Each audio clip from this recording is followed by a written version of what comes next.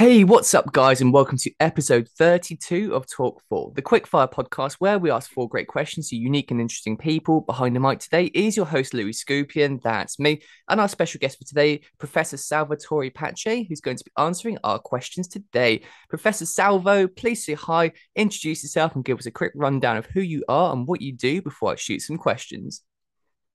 Hi guys, my name is Professor Salvatore Pace. I'm the regional director of Gracie Barra for the southwest of the UK. I'm a multiple school owner. I am a former world, European, and British champion in Brazilian Jiu Wow. Jitsu.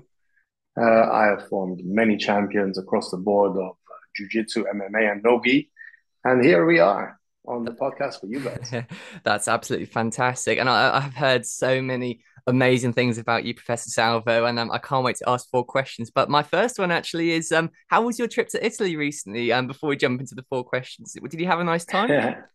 My trip to Italy was great. It's always a blast going back home, meeting up with old friends and family, That's and I get to brilliant. train whilst I'm there too, so everything is fun. Yeah, I'm sure. Yeah, you can see all your old friends and all the people you used to train with and stuff. But whereabouts in Italy are you from originally? I'm from Sicily, Oh, the island of lovely Sicily. place. Yes, Absolutely beautiful. beautiful. Wow, that's fantastic. You must have had such a good time. But anyway, if you're good to go, should we jump on with question number one? Let's go. Brilliant. Right then. So you've been on a long, long journey with Brazilian Jiu Jitsu, and I'd love to wind the clocks back a bit. So how did this all start for you? Why did you choose Brazilian Jiu Jitsu, and what was your inspiration behind it?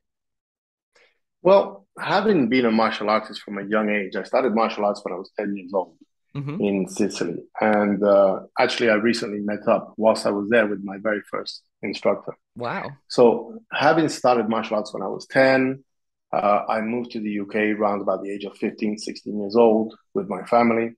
Hmm. And immediately I started training Thai boxing. Trained Thai boxing for many years. I did Western boxing. I also did Olympic wrestling with the great and late Amir Smiley, who is the father of Saida Smiley.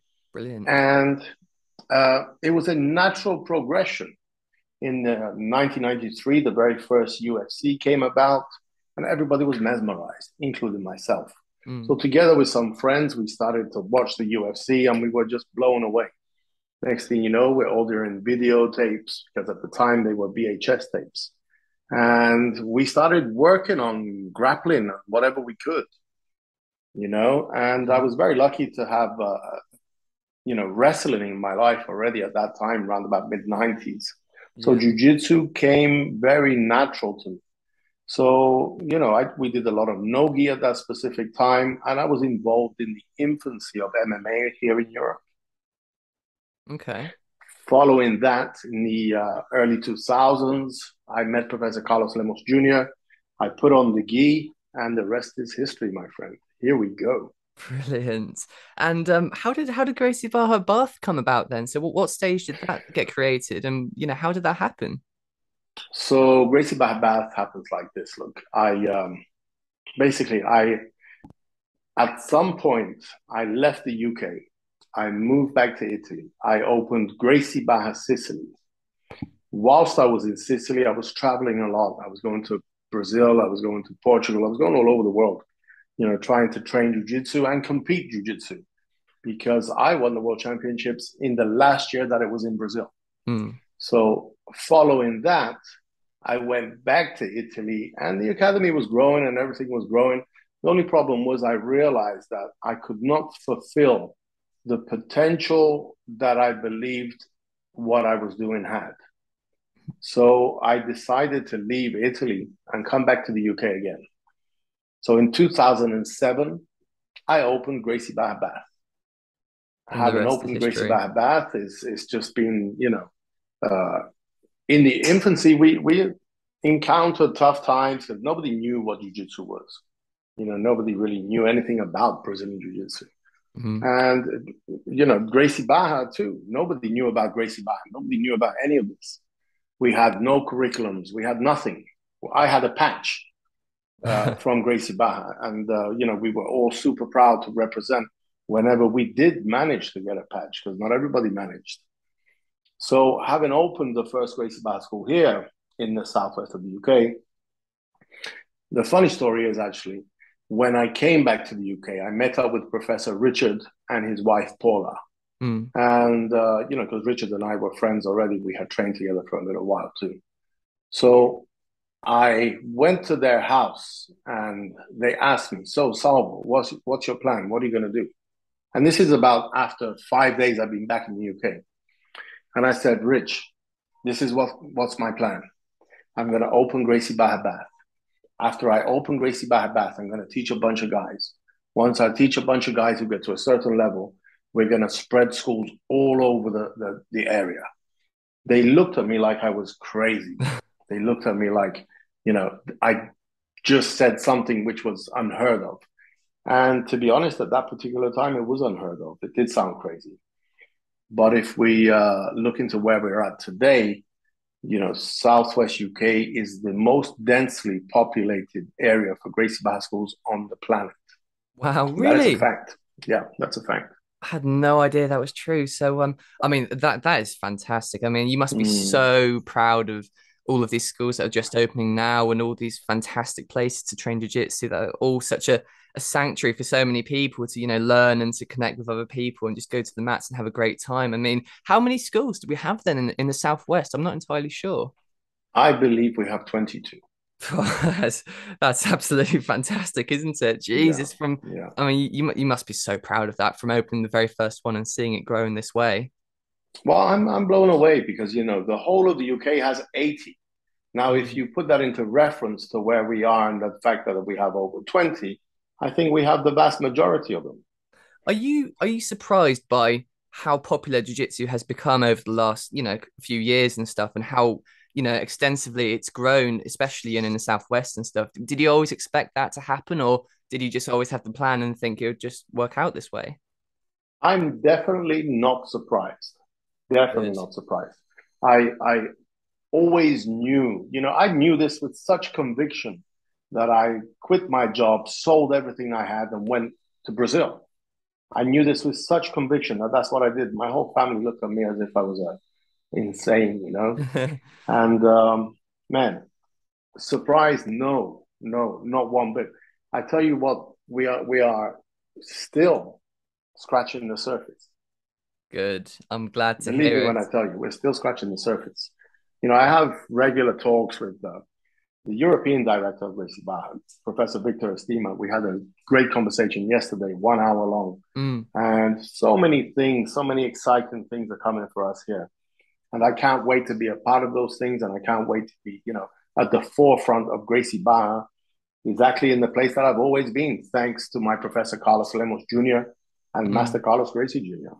Fantastic. And yeah, I had Professor Victor Steam on the podcast, I think 2 episodes ago now, and he was Oh, did he was you? he was a fantastic person. He was really, really down to earth, great guy to talk to, full of energy, and a true inspiration for what jiu-jitsu is. And no, I love your story. It's to me that screams of just the true entrepreneur story as well. You quit your job and you always had this belief of where it was going to go, and you always knew, even people who doubted you, whether that was family and friends, but look at where you are now. You must be Lou, so I got to proud. be honest with you, Lou. Everybody doubted me. And the reason Everyone. everybody doubted me is because at the time, nobody did this in this area of the country, let Mm. alone where I'm from. They still don't do it today where I'm from, you know? Yeah, no, So for absolutely. me to have done this almost 20 years ago was completely unheard of, man. Such a I mean, you could call it a leap of faith, but to me it sounds like you always knew and it's just paid off. So, credit to you for making that jump. And right, I tell you what, let's jump into question number two now, because this is a very interesting one actually. Obviously, as discussed, you're running Gracie Barra Bath and have done so for many years. So my question is, when it comes to teaching, do you find that not all exceptional jiu-jitsu athletes make good teachers also, or do they? And if not, what are some of the most important things for new instructors to work on to become good teachers when they're on the exit from fighting professionally? So this is a really, really good question, right? Because I have so many friends in Gracie Barra, so many amazing champions of the past and present Mm. who really, I'm sure they try, but are not exceptional teachers. Mm. Unfortunately, some talk too much. some talk too little, some show too much, some show too little. It's about finding the fine balance, within every class, and finding the right analogy to be able to reach every student of every level that you have right in front of you. Mm. I've also been blessed. I mean, I've taught so many seminars all over the world. I've been incredibly blessed of being, I don't know, I've taught 20, 25 seminars a year for God knows how many years all over the globe. And with that, I've gained a lot of experience.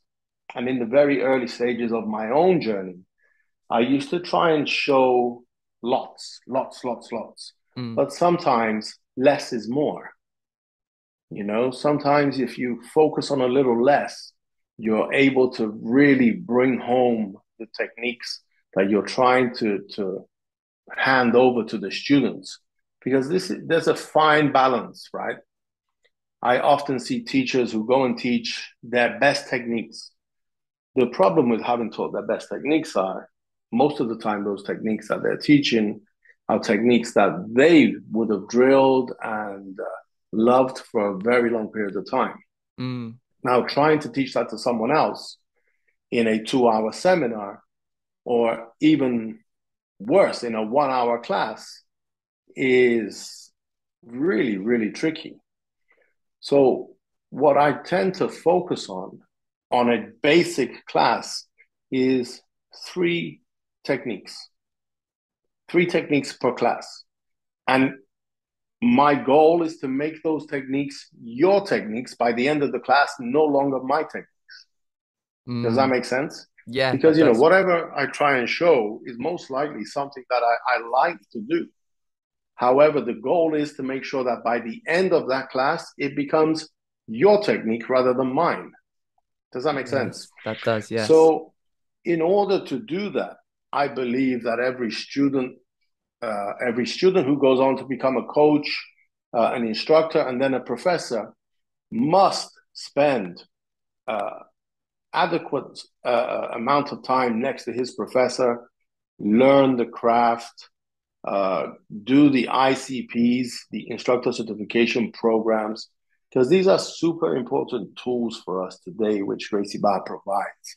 And if we're able to bring all of those elements together of the ICP, the live experience of learning with your professor, and then your professor guiding you how to teach a class, how to get a message across, this will then become, together with increased experience on the mat, it will become something that you're able to really transfer to someone else. And that's the goal. When you're teaching jiu-jitsu, the goal is, for me, to make sure that I leave everything that I'm trying to teach with you.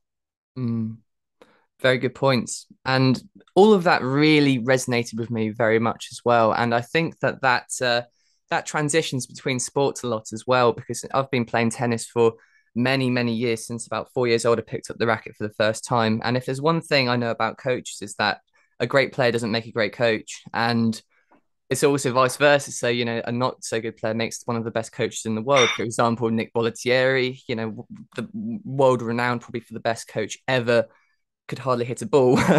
He could feed balls though. And, fantastic players that I've worked with, but really just weren't coaches. And that there's, for some of them were kind of new players just off the tour and coming into coaching for the first time or one of the first times. And you could smell that the things they were trying to teach you were them kind of imposing on you, whereas not really teaching you how to be the best player that you could be according to your strengths and your weaknesses. And I think that's in all sports, in all, coaching situations, that's definitely something very important. So I think I'll just ask as well, what do you think are maybe the top 2 or top 3 or something initial mistakes that new instructors will make when teaching their first or second or third class or something, and how can they avoid them? Before we get to that, let me just touch on something. I think the thing is this, look, the instructor must first identify the student. Each one of us have very different bodies, have very different minds. Some of us are longer, some of us are shorter, some of us are far more flexible than others. Mm.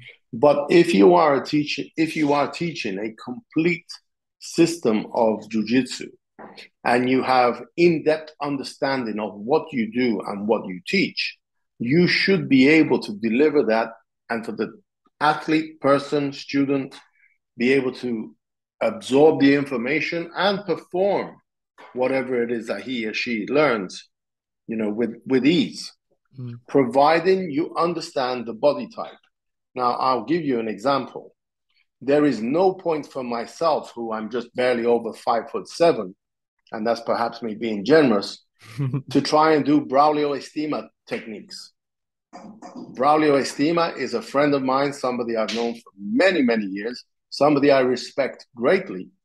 But his jiu-jitsu and my jiu-jitsu, it's very, very different. And the reason it's so different is because of our body types. We learned the same techniques. We learned pretty much from the same curriculum. And the source of the teaching comes from Master Carlos Gracie Jr. So the source was the same. But our bodies are so different and our minds work differently. So our jiu-jitsu becomes different.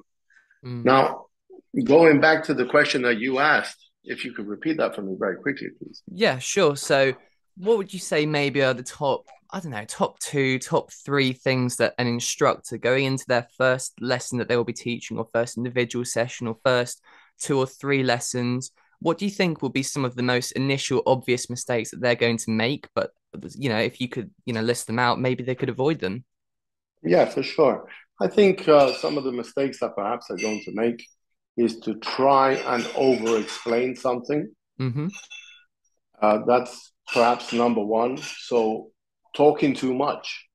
I know guys who have been teaching jiu-jitsu for a couple of years and still can't stop talking. And this is great to a certain extent, but ultimately the student wants to just get on with it. You have an hour. You have an hour, you get to the mat, you learn your technique, you try to apply it and try and get on with it. And as I said, you have to try and find that balance of not over talking, but not giving short, leaving the student short of information either. So there's a fine balance in that. Absolutely. The other thing is, trying not to be nervous.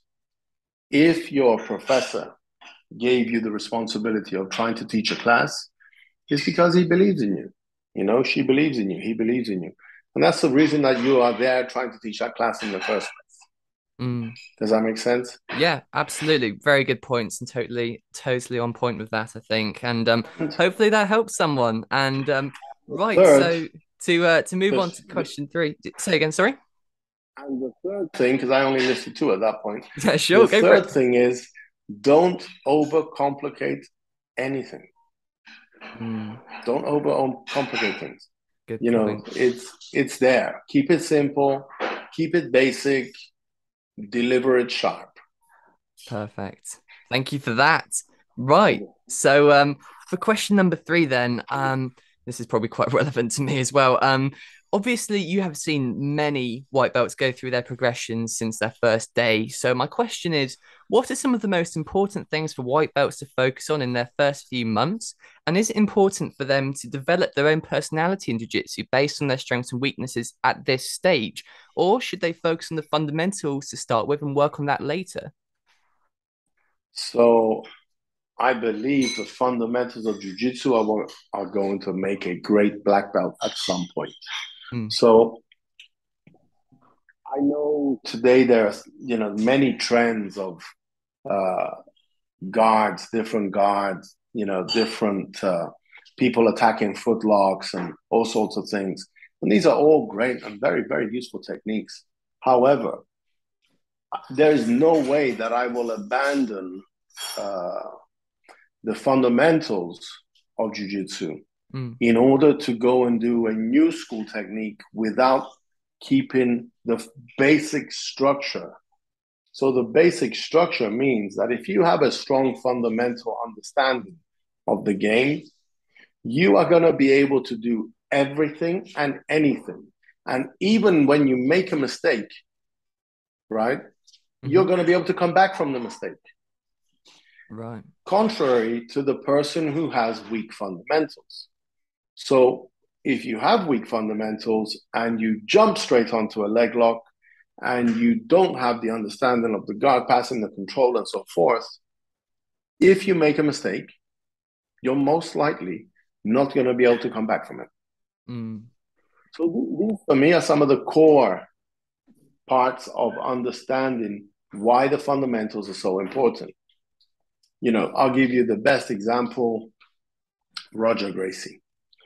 Roger Gracie was recently at my house. We had lunch here together with Professor Carlos just a couple of months ago. And, you know, again, Roger's somebody I've known for several years, and great conversation and so forth. But let's get on to his jiu-jitsu. Roger's jiu-jitsu is incredibly simple to the eye, to the onlooking eye. But there is sophistication within the simplicity of his fundamentals. His fundamentals are so good that everybody knows exactly what he's going to do, but he still does it. And nobody can stop him from doing it. Wow. That's fantastic. What we got to do is take a look back a couple of years ago when Roger fought Buchecha. Buchecha, in the absence of Roger in the IBJJF World Championships, won 10 World Championships, absolutes, weight division, won everything. ADCC, whilst Roger was focusing on his MMA career. Right. When Roger decided to retire from MMA, he decided to challenge himself by challenging the absolute best guy that jiu-jitsu had to offer at that point. And in that day, it was Buchecha. Roger fought Buchecha in Brazil, in Rio de Janeiro. And this is a match for everybody that they can go to YouTube and watch the match. It's 12 or so minutes. It's a beautiful match. And the simplicity of Roger's game, yet the precision of his game, made Buchecha, who is an incredible athlete, guys, made him look like a black belt against a blue belt. Wow. I mean, I have to say I haven't seen that fight, but I'm definitely going to go and have a look at that straight after we're done. I will, absolutely. So basically, to summarize, then you would say that for someone new to jiu-jitsu and someone in their first few months of training, it's probably far more important for them to build those pillars and build those foundations, and then start to kind of branch out a bit from there after you have, you know, that solid base built with the fundamentals, you know, in the white belt stages. Brilliant. Thank you very much. And I shall do that for sure. Your Professor Rich has been my student for many years. And Professor Rich has incredible fundamentals. Yes. You know, his fundamental game is spot on. And he is such a great teacher these days. You know, he has such passion. He teaches with such love. And his school is a reflection of what he does. You know, so you guys are in an amazing place.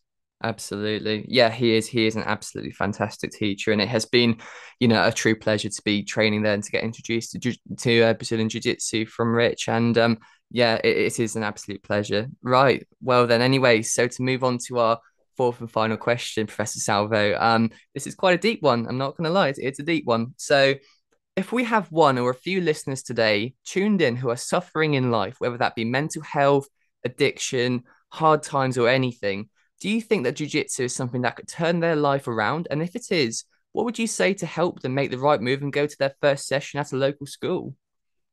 Wow. This is a deep question. This is an incredible question. And it's a question that is very close to me.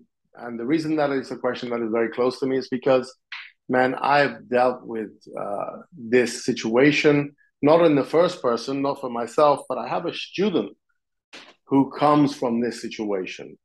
I have a student who was, supremely overweight, alcohol dependent, drug dependent, and his life through jiu-jitsu changed. But you have to understand, right?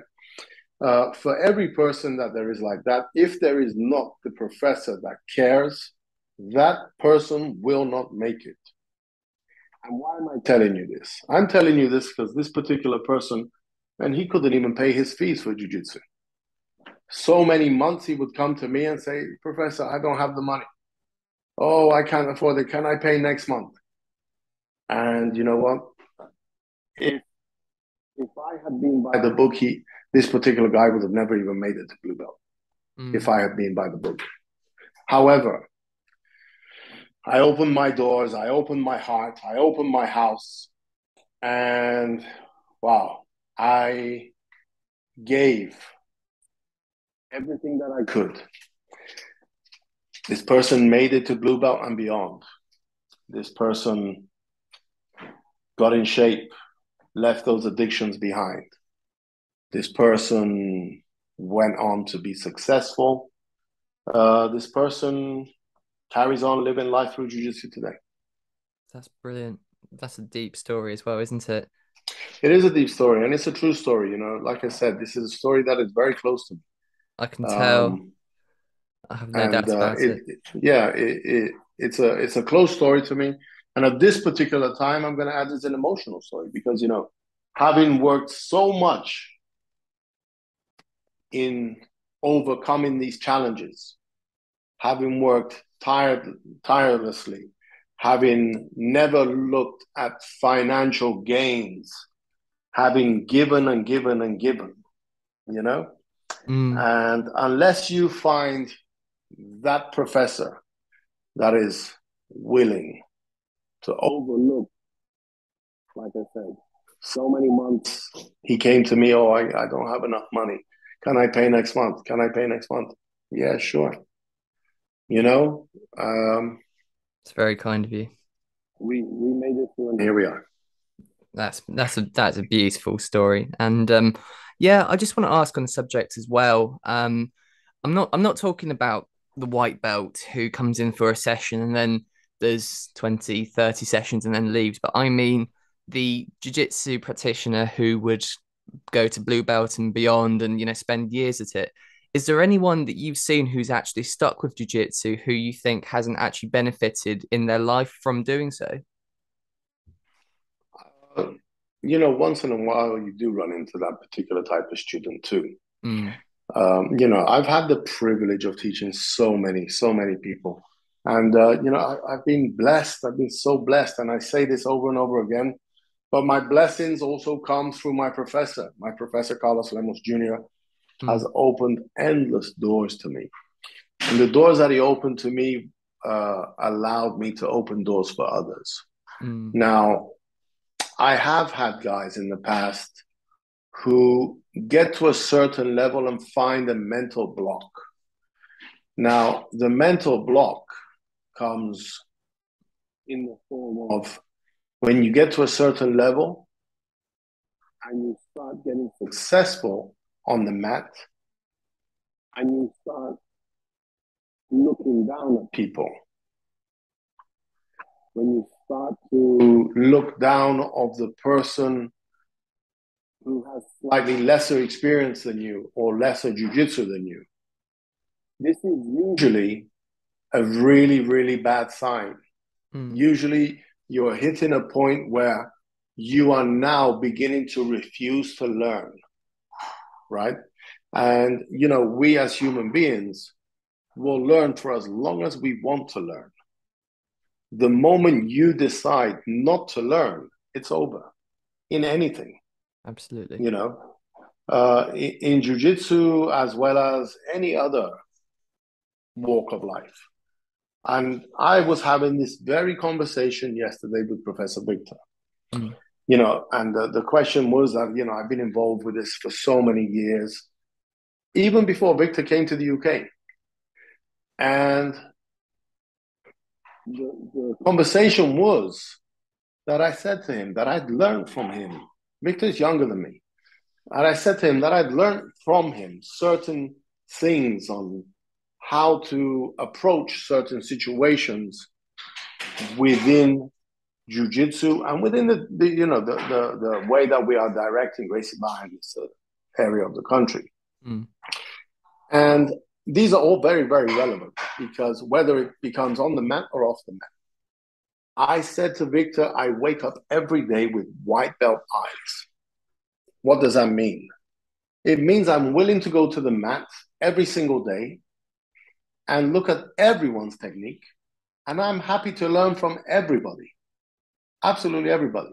The technique may be something I can carry on myself to use, or it may be something that I'll put aside and leave it behind. But I'm still open and willing to learn from everyone.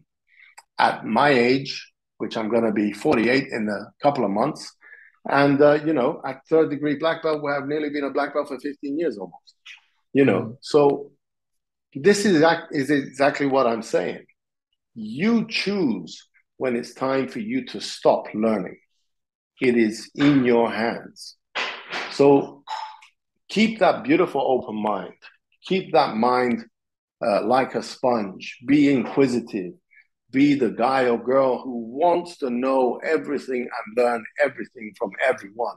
Mm. And your jiu-jitsu journey will continue to flourish. The only people that I have encountered, and I have encountered a handful over the years, who hit that roadblock is the ones who decide that they are better than the next person and that they cannot learn from that person. Mm.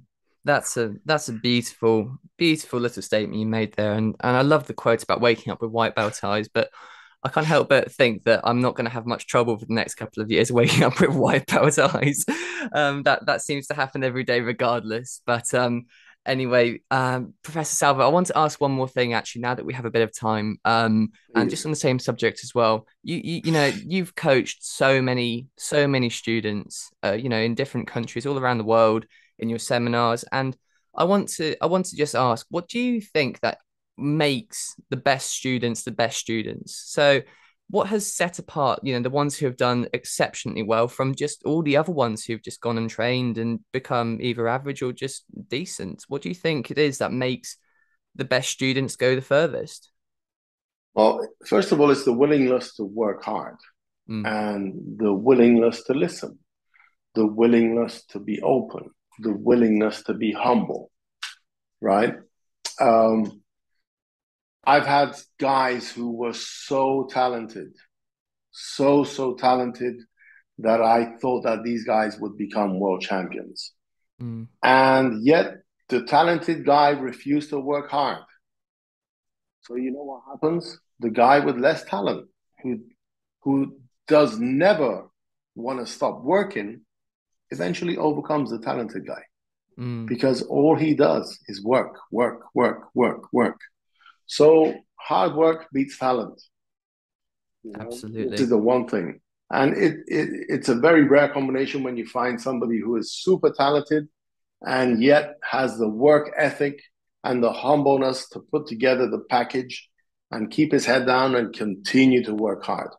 And, right now in Gracie Barra, we have an extremely talented young athlete who does work hard and has an amazing support system from his family, from myself, from Professor Carlos. And we're hoping that this year he becomes one of the UK's ambassadors, as he is also already an ambassador for the Illinois region of the United States. And this is my student, Cyprus Hughes. Mm-hmm. Cyprus is a young man, 12 years old. He's been training jiu-jitsu with us for 7 years. And at this stage, he is a two-time world champion, four-time European champion, four-time British champion. And his medals, man, he has more medals than I even remember. That's the truth. But the Wow. kid has a very good work ethic, a very good skill level, and continues to turn up and work hard. He just spent 1 month in the United States with Professor Carlos Lemos Jr. And these are things that build dreams. Mm. That type of work ethic and the support system from his father Terry and his mother Tracy and Terry Hughes, and these guys give everything for their children. And man, it's incredible. It's absolutely incredible to watch. Yeah, that is absolutely fantastic. And I can imagine you must be so proud of him and so excited for what's going to come. And it always helps to have a couple of fantastic parents on board as well to help support these dreams. And I'm glad that he's seen the success he has, because someone who works super hard like that, who has that talent and is committed to doing the things he does, that you get what you deserve, I think, hopefully, at least most of the time. And yeah, I just I want to ask believe as that. well, how old is he? He's 12. 12 He's years 12 old and years doing old. that well. Wow. He's incredible, honestly. That's fantastic. He's incredible. You Right. said something there. You said something that hit a chord for me. What was that? Everybody ends up with everybody ends up where they deserve. Mm, You are 100% right. absolutely. Even if it Everybody isn't ends happening up straight where they away. deserve. Love Yeah, it. yeah. In every shape or form, everybody ends up where they deserve. So, I'll give you an example. My professor and I have the most incredible relationship. We have always had the most incredible relationship. It's always been a relationship of brotherhood, loyalty, and trust. Mm, I don't think that it's a pure coincidence that I've ended up where I am at today. I think that today I am a multiple school owner, an entrepreneur of jiu-jitsu, a regional director, because of the direct input of my professor as well as my own hard work. brilliant. And that just backs up exactly what you said as well. So yeah, I think hopefully that is true for everyone who's working hard out there and wants to achieve great things and has that drive. So Professor Salvo, that is our 4 questions done for today. Well, 4 and a bit rather.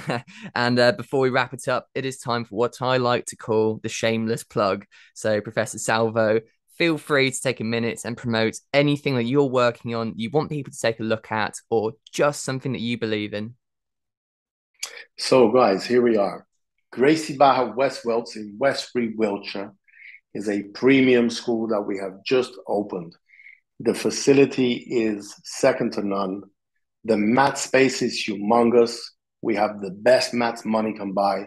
We have 5 black belt teachers, 6, including myself. All classes are taught by black belts, including children's classes. Every class is taught by a black belt. MMA is free. Muay Thai is free at the school, taught by a former professional fighter and black belt, Professor Harvey Dines, who has 17 professional fights under his belt. Man, this school is incredible. Come and check it out. Come and get a free trial lesson at any one of my schools. Gracie Barra Bath, Gracie Barra West Wilts in Westbury, Wiltshire, Gracie Barra Gillingham, and shortly to come, Gracie Barra Radstock, which we'll be working on in the next month. Ooh, I mean, guys, you can't ask for more than that, really, can you? And just want to say as well that I believe that there is a grand opening of the West Wilts Academy with Professor Carlos Lemos Jr. coming down as well, and I'm hoping to be there as well. And just confirm it is on the 22nd, isn't it? The grand opening of Gracie Barra Westfield. The school is already open. We did the soft opening. Mm-hmm. But what I wanted to do was do something super special. So there's nothing more special for me than to have my professor on the mats together with me. So we're flying in Professor Carlos from Chicago, and he's going to be doing the grand opening seminar at Gracie Barra West Wilts on the 22nd of September, 7 p.m. And it's not just for current members, is it? It's for anyone and everyone, isn't It's it? open to everyone. It Guys, you've is got no open to everyone. excuses. Talk There's to no your excuses. professors or contact me directly at Gracie Barra on Gracie Barra West Wilts at mail.com. Brilliant. Guys, get up there or get down there or just get over there. It's going to be a great one. Professor Salvo, thank you so much for joining me today for the Talk4 podcast. It has been an absolute pleasure having you on. Thank you for your time. Thank you, Louis. I've really enjoyed talking to you. Awesome. Well, thank you guys for listening. This has been episode 32. And if you'd like to listen to our past episodes, go and have a look at our channel. And if you'd like to listen in for our future ones, make sure to hit that subscribe button and spread some love by leaving a like and a comment. Signing off for now.